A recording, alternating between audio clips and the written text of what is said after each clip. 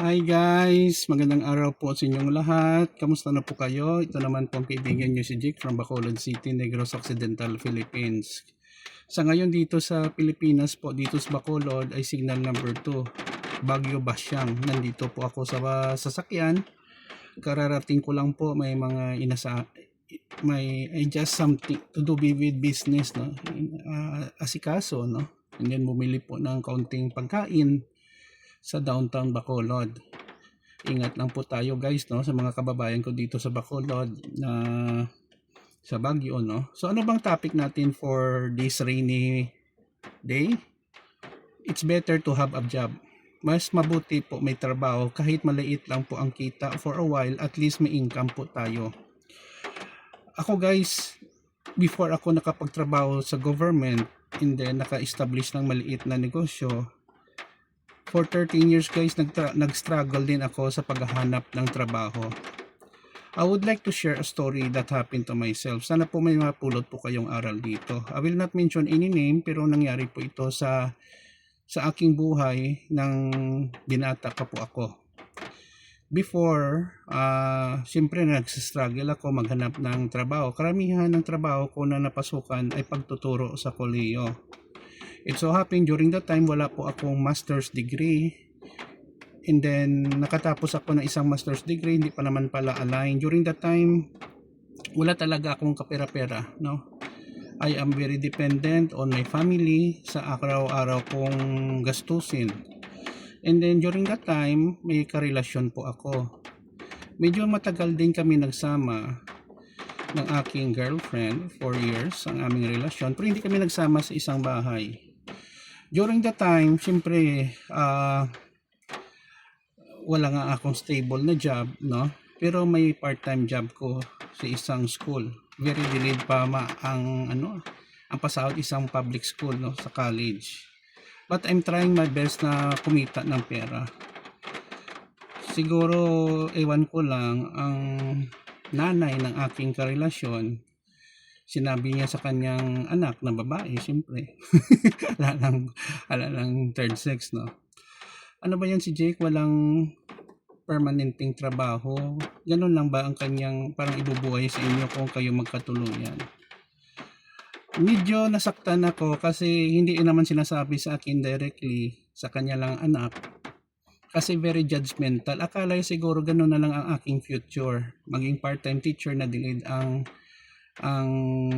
aking sahod, no? Sweldo. Medyo hindi ako nagandahan doon kasi she just judged me during that time na wala talaga ako. Hindi ko rin masisisi, no? Pero ako, mas mabuti na lang may part-time job ako kaysa kanya nagdedepende lang sa kanyang asawa. Medyo tamad din kasi ang reason di daw siya nagtatrabaho according sa kanyang anak ay hindi siya nakapagtapos ng pag-aaral. Marami naman akong kilala na hindi nakapagtapos ng pag-aaral, nagtatrabaho din, nagnegosyo or ganon. At saka marami pa sang pinagsasabi na hindi maganda. Moving forward, those hurtful words ay naging yun sa akin naging motivation para bumangon sa buhay. And then after while nagkapamilya na ako, siyempre hindi ako nagkatuluyan sa kanyang anak na ewan ko lang, no. Hindi na lang ako magsalita. I have a happy life, and then na-improve kong economic condition ng aking buhay. I will not go further with my life right now. Baka naman sabihin nyo naging mamayabang ako. Basta maganda ang buhay ko. Hindi na ako nahirapan financially, no. At saka I can do what I want sa tulong ng Panginoon at aking pagsisikap. Sa akin lang guys, hindi lang po ito sa aking karanasan kundi sa ibang tao din. Never judge a person. Kahit nagko-call center agent yan, nagtitinda ng pagkain or ano-ano, mas mabuti na yon kaysa wala siyang income at nagdidepend lang talaga sa ibang tao o sa kanyang family. Make no mistake, having a job or nagnenegosyo ka brings pride sa bawat tao. Kasi alam mo, nabubuhay ka ng patas, wala kang nilolokong tao, hindi ka nagdidepend kahit kanino, at mayroon kang sariling income kahit maliit lang yon. Tandaan nyo guys, regardless kung anong sasabihin ng ibang tao, basta alam mo na malinis, marangal ang iyong trabaho o negosyo, huwag kang matakot. Taas noo tayo, umarap sa kanila at gawin natin kung anong gusto natin as long na wala tayong nilalabag na batas at tinatapakan ng mga tao. Minsan nga natatawa lang ako kasi those people who easily judge me didn't know na may kakayahan pala akong ma-improve ang aking pamumuhay. No? Natawa lang ako, no, sa kanila. I know, I think until now siguro wala ding trabaho, dependent pa rin yun. So, anyway, life must go on, guys. People come and go in our lives, tandaan nyo yan. Kahit mga karelasyon natin, asawa or girlfriend, kung mawala na sila sa ating landas, move forward na tayo. Kasi hindi naman natin alam kung ano ang ating mapuntahan ng mga karelasyon natin at kung paano sila mag-judge, no? So ako, I use it as my motivation. May mga goals ako, almost na reach ko na rin. At ang kagaan dito, guys, kung meron ako, tumutulong talaga ako sa kapwa ko. Hindi ko na talagang kailangan na enumerate, i-vlog ang mga tulong-tulong ko na ganun.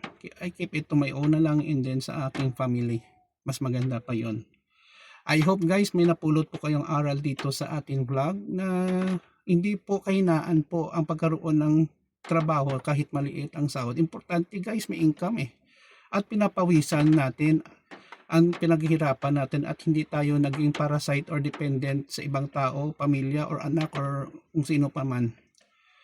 Yun po, guys, pagiging independent and self-reliant ang moral lesson ng ating story. Yun lang po, maraming salamat sa inyong pakikinig at panonood sa aking mga videos. Please like and follow me in my Facebook and YouTube channel. Please subscribe. Maraming salamat po. Ingat po tayo lagi. Ito naman pong kaibigan nyo si Jake. Paalam, guys.